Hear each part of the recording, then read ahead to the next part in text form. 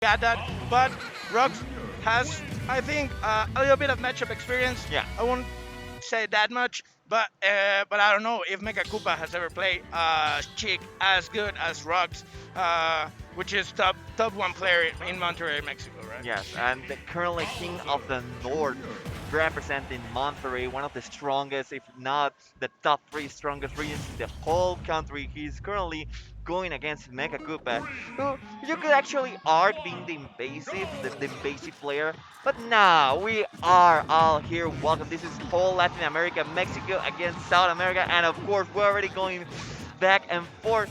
It's already 21% on Mechakoopa's favor. I feel like Rocks, it's maybe a little bit struggling on figure out how to deal with Bowser Jr. juggle options, but he's already getting in and getting that damage done against Mechakoopa. Yes, Rocks trying to get an entrance right now. Mechakoopa gaining a lot more from the interactions between them, trying to come back to the stage in the card. There you go, no Rocks with the dash attack, trying to get Mechakoopa into an uncomfortable position. He's got it. Oh, he was looking for the bouncing fish. It doesn't connect, and he will be punished with that forward smash from Bowser Jr. Yeah, the forward smash, you gotta take care of that every single time that you want to get back into the stage. It can Ooh! and will take any chance to check on your jump get up or your normal get up. You have to take that in count. If you have the chance to go for the get up attack, then you have to do so. But it's already even on the stocks, even on percent. They're going back and forth, going in, and Brock's trying to go and follow up with a chain of forwarders. Sadly, Mechakoopa knows exactly which GI he has to hold in order to just escape from each one of them. But at the end of the day, that's still cheap damage that he keeps growing and growing every single time that it's on Brock's favor. Yeah, and Rocks being able to connect a whole string of damage, but it's not that much. 61%. We know Chick doesn't have a good damage output, but still Rocks has right now the center of the stage, the control of the stage. Mechakoopa doing that fair Ooh. to get an advantage. Watch out, Rocks trying to get back to the stage. He will do it successfully. Let's see if Rocks can close this stock. Oh my god.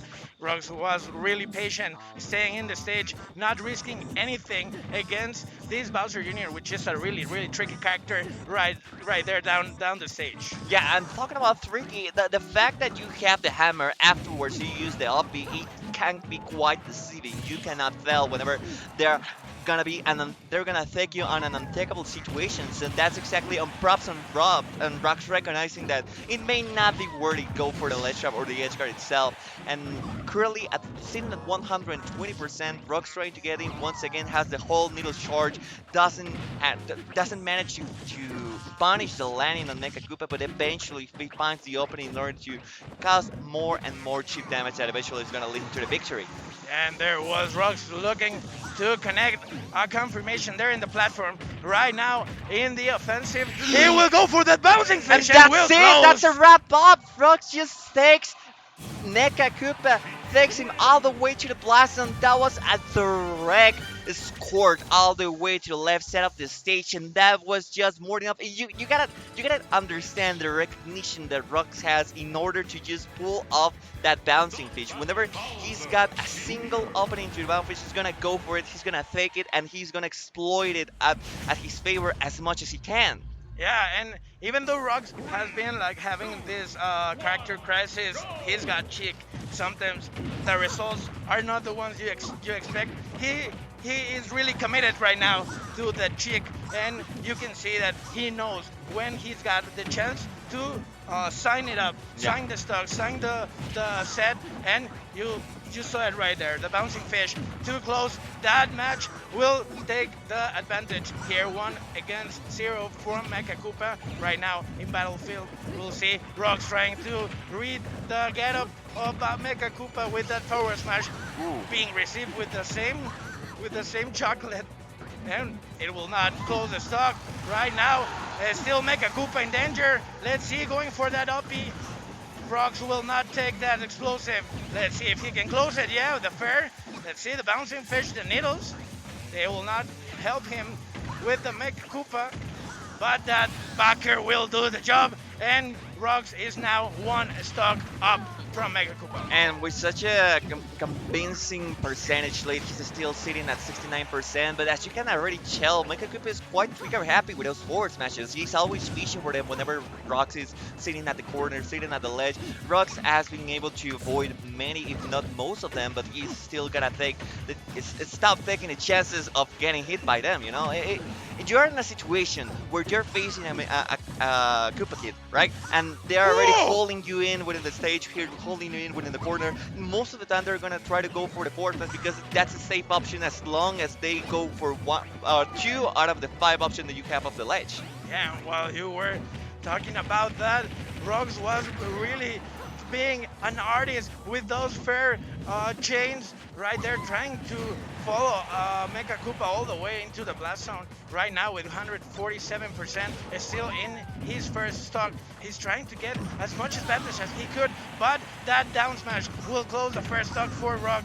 And the bouncing fish again, really far out from the stage. Rox finding that bouncing fish confirm and closing the second stock, is still maintaining that advantage of one whole stock against Mechakoopa. And the thing is that I see that Mechakoopa is always going for these mid-height recoveries. He's just jumping whenever he's got the chance to get back into the stage, or just going for the low recoveries. Instead of going upwards, he's still keeping himself within the zone of the bouncing fish, within the effective zone of the bouncing fish.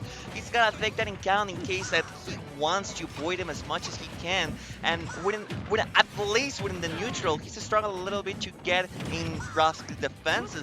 But whenever stage freight blows, it will be most likely Mechakoopa's favor because his hitboxes, most of them are quite like long, compared to Sheik's, of course. Yeah, and as you said, he like put himself in a place where he's really in danger, and mostly against like Rox, who is not going to fail to punish any opportunity he's got.